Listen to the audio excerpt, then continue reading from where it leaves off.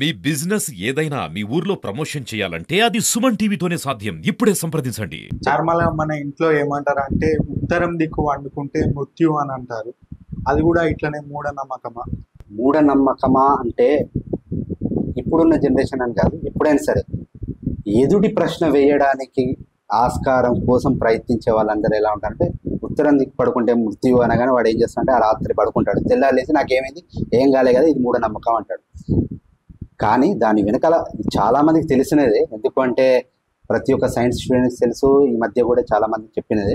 ఏంటి అంటే, ఒక అయస్కాంతం తీసుకోండి. అయస్కాంతం తీసుకుంటే దానికి నార్త్ పోల్ సౌత్ పోల్ రెండు ఉంటాయి. దాన్ని రెండు ముక్కలు చేయండి.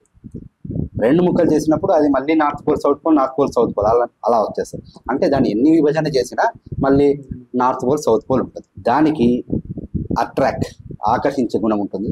వేరే వేరే ఇనుము వాటిని ఆకర్షిస్తాయి. అలానే భూమి కూడా ఒక ఆకర్షణ శక్తి కలగదు. అందుకే కదా గ్రావిటేషన్ ఫోర్స్ ఉంది. అందుకే భూమి అనేది కూడా ఒక పెద్ద మ్యాగ్నెట్. దానికి నార్త్ పోల్ సౌత్ పోల్ ఉంటాయి. భూమి పైన మనం అందరం నివసిస్తున్నాం. ఒక మ్యాగ్నెట్ తీసుకొని, ఒక ఐరన్ని తీసుకొని, ఐరన్ పీస్ని కంటిన్యూగా రబ్ చేసినప్పుడు అది ఒక మ్యాగ్నెట్గా మారుతుంది. అలానే మనము కూడా ఆకర్షణ శక్తి కలగవాళ్ళం.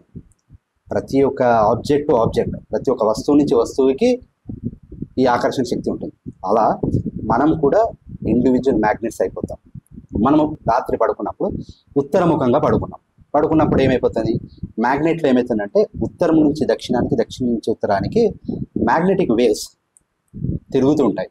ఇలా నువ్వు పడుకున్నప్పుడు ఉత్తరం నుంచి దక్షిణం, దక్షిణం నుంచి ఉత్తరం అంటే north to south, south to north, ఈ మ్యాగ్నెటిక్ వేవ్స్ అనేది వెళ్ళేటప్పుడు నీలోంచి కూడా వెళ్తాయి. ఎందుకంటే నువ్వు కూడా ఒక ఇండివిజువల్ పార్టీ కదా.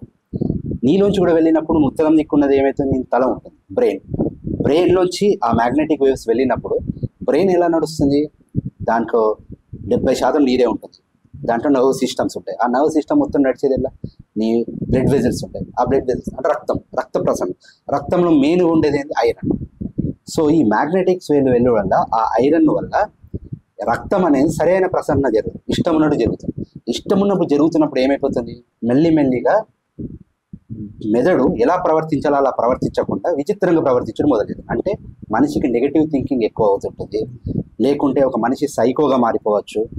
లేకుంటే ఆత్మహత్య చేసుకుందామా, ఎవరినైనా చంపుదామా, ఎవరినైనా కొడదామా, ఇలాంటి విచిత్రమైన ఊహలన్నీ వెళ్ళిపోతుంటారు.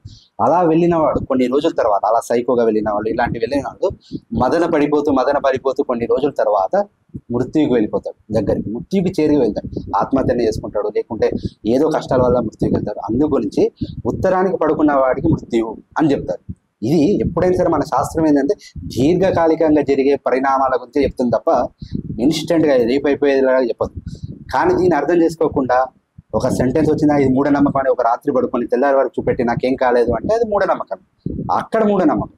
కానీ అది నమ్మకం ఎప్పుడైతుంది, ఇలా ఉన్నప్పుడు. కానీ దీనికి ఇంత సైంటిఫిక్ ప్రతి ఒక్కరు అర్థం చేసుకోలేరు. అందుగురించి ప్రతి ఒక్కరికి అర్థమయ్యే రీతిలో ఉండాలి అంటే భగవంతుడు అనే రీతి ఉన్నప్పుడు ప్రతి ఒక్కరు అర్థం చేసుకునే ప్రయత్నం చేస్తారు. అందుగురించి మన పురాణ ప్రకారంగా కథలు చెప్పినప్పుడు కూడా గణపతికి తల తీసేసినప్పుడు శివుడు ఏం చెప్తాడంటే, ఎవరైతే ఉత్తరం దిక్కు పడుకొని ఉంటారో వారి తలని తీసుకురండి, అది పెడదాము అని చెప్తాడు. ఎవరికి, ప్రమదగణాలు వెళ్ళినప్పుడు గజాసుడు కనిపిస్తాడు. గజాసుడు యొక్క తలని తీసుకొచ్చి, ఆ ఏనుగు తలని తీసుకొచ్చి గణపతికి పెడతారు. అప్పుడు గణపతి మళ్ళీ పునర్జీవుడితే అప్పుడు తల్లిదండ్రులను గుర్తిస్తారు. ఇదంతా మనకు తెలిసిన కథనే. అయితే అందరూ ఈ పురాణ కథని చెప్పేసి, చూసావా గజాసుడు ఉత్తరం దిక్కు పడుకున్నాక ఆయనకు మృత్యు వచ్చిందనక మీకు కూడా మృత్యు అంటారు. కానీ ఈ సైంటిఫిక్ రీజన్ తెలియదనక దీన్ని కొంతమంది మూఢనమ్మకం అంటారు, కొంతమంది నమ్మకంతో, ఈశ్వరుడు పైన నమ్మకంతో ఉత్తరం దిక్కు పడుకోదు. కానీ ఎట్లయినా సరే శాస్త్రం అనేది మనకు ముందు నుంచే చెప్పింది ఉత్తరానికి పడుకోవద్దు అని. అందుకే ఉత్తరం పడుకోకుండా ఎప్పుడైనా సరే తూర్పు పడమల్లో పడుకుంటే మనకి ఆరోగ్యం, తర్వాత ఆయుష్ పెరుగుతుంది.